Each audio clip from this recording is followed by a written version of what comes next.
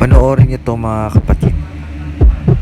Dapat palagi po natin tinitignan yung mga pipi na lagi po natin karga, yung mga kamay nila kung saan sila humahawak or yung mga damit nila kung puwedeng lagi nating obserbahan kung puwedeng sumabit o puwedeng mahaltak na puwede nilang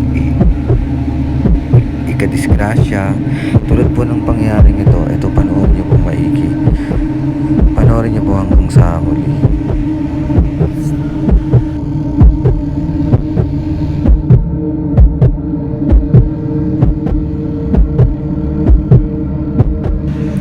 Ayan, tignan niyo po. Naipit yung kamay nung baby pagbukas ng pinto. Grabe. Sobrang nakakataranta yan. Sobrang nakakatakot. Hindi niya napansin nung may karga o yung nanay niya yan, ama niya, na pagbukas ng pinto